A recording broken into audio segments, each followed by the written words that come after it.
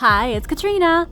My friend David is going to be helping me out with the voiceover today, so I hope you enjoy. Number 10. Pope Sergius III. Pope Sergius III only became pope because the pope before him died, supposedly murdered by Pope Sergius III himself. Sergius was born a Roman aristocrat in the late 9th century. He grew up with a privileged life and became consecrated bishop of Caere when he was just a young man.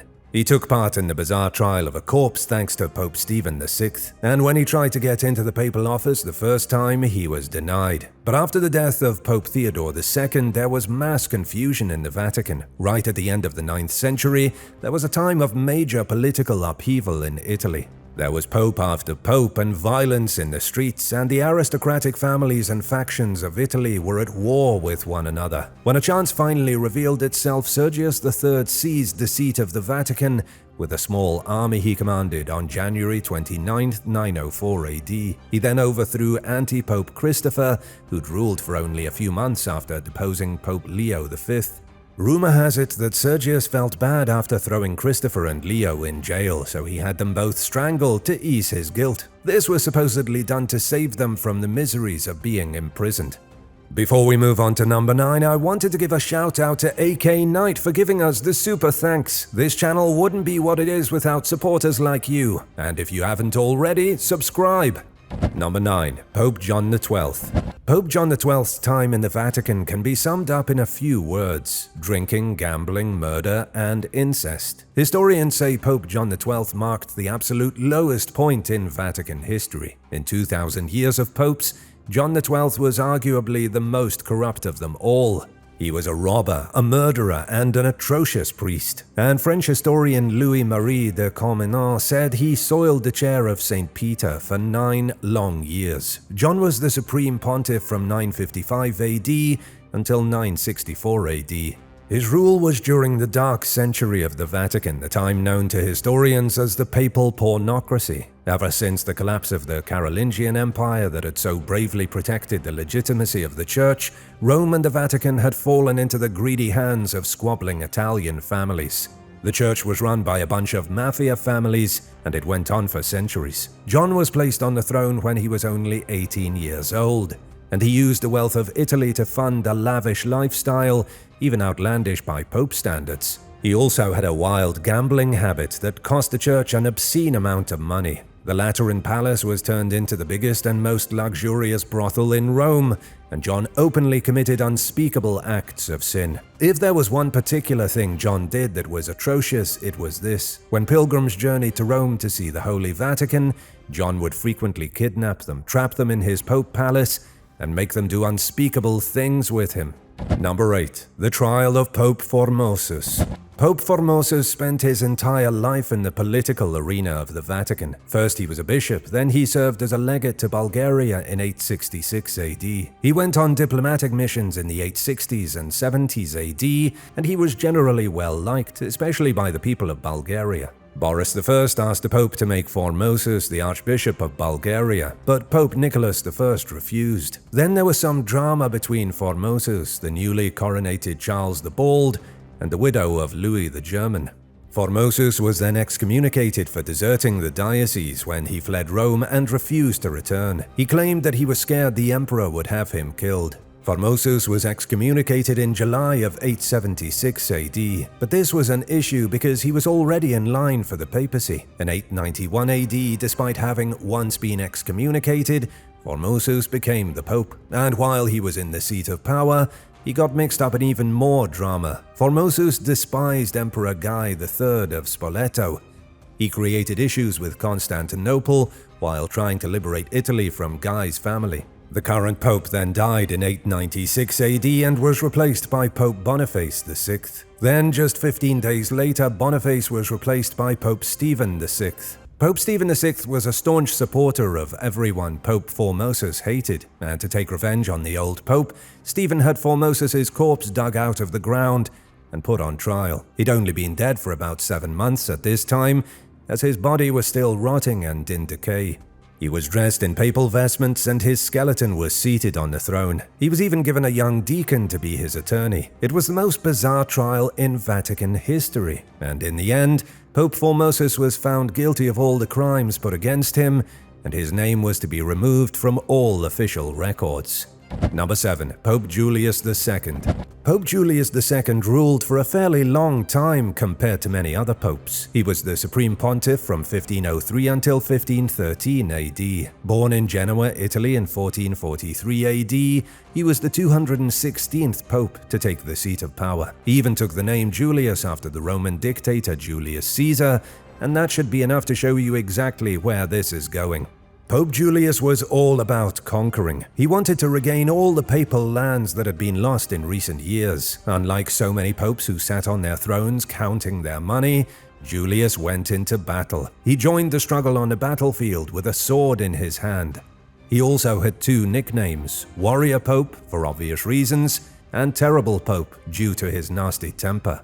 Julius II wasn't the worst or the most blasphemous pope in history, though. There were a few great things he did. Julius established the Swiss Guards, which are still around today. He had Michelangelo complete the statue of Moses, which took nearly all of Michelangelo's 88 years. And he even founded the Vatican Museums, which today are some of the greatest museums in the world. The Pope's only real downfall was that he was mean and a bit of a warmonger. Italy saw the man as their savior for a brief period, but only because he truly enjoyed fighting the French, which is an odd thing for a pope to take pleasure in.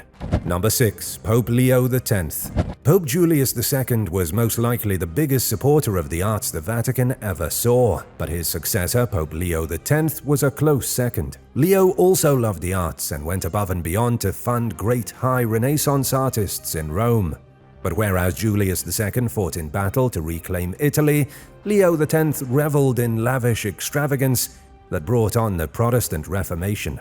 Art and scholarship reached their peak in Rome, but Leo X was a glutton. He was once quoted as saying, "Since God has given us the papacy, let us enjoy it." Leo became pope in 1513 AD. His predecessor, Pope Julius II, had just cleaned the Vatican's financial books. They were spotless, and the Vatican was rich again. But then Leo X plunged the church into bankruptcy. The territories that had been won by Julius with force and diplomacy were lost by Leo's laziness. When it became clear there was something wrong, rather than owning up to it, Leo started pawning things from the Vatican. Leo X was the mastermind behind selling positions inside the church, something known as selling indulgences.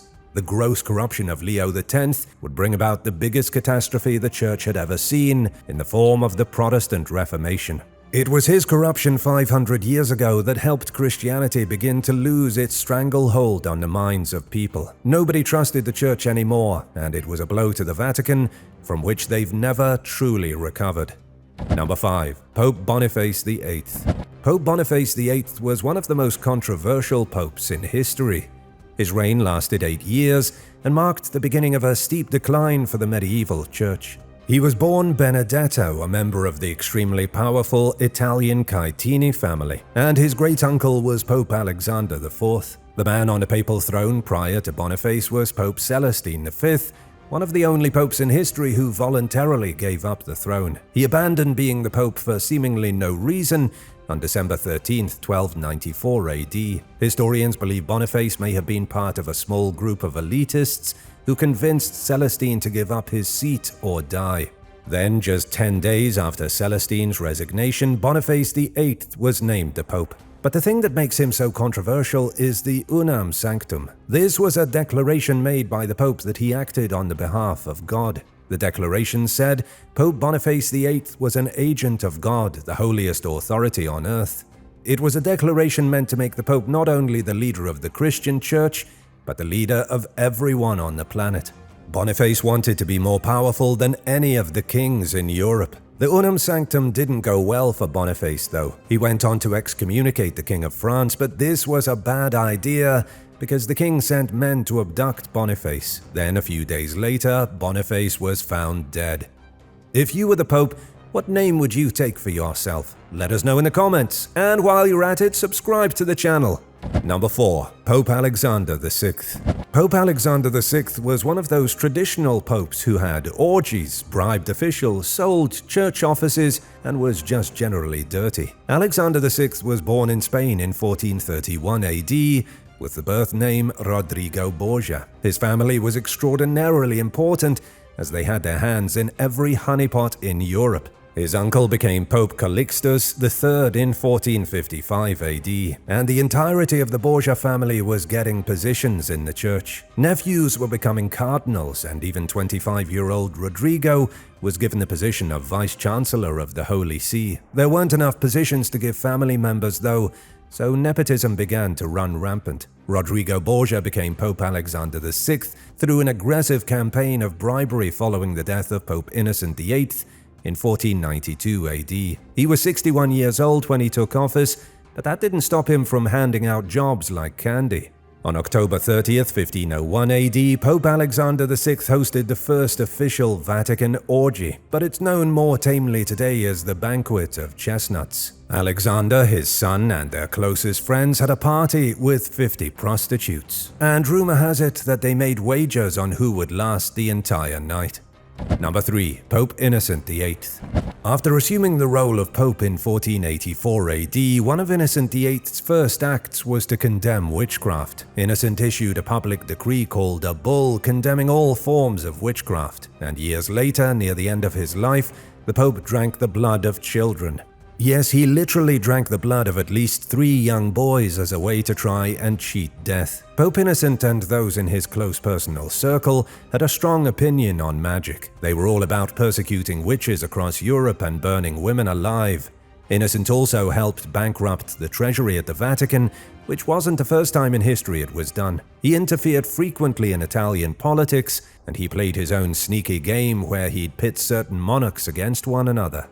Most historians agree he was a man of low private morals who was unworthy of the seat he held. But then in 1492 AD, the Pope had a stroke. He fell into a coma and doctors feared the worst. To try and bring him out of the coma, the Pope's doctors forced him to swallow blood extracted from either Christian or Jewish children. The story is always changing though, so it's not clear whose blood he drank. What the legends all have in common is that 3 kids were murdered by Vatican physicians and drained of their blood. The blood was then poured down Pope Innocent's throat. But not surprisingly, it didn't work and he died. And on his deathbed, Pope Innocent supposedly apologized for being such a bad leader of the church. Number 2. Pope Gregory IX. Pope Gregory IX is the most hated pope who ever lived.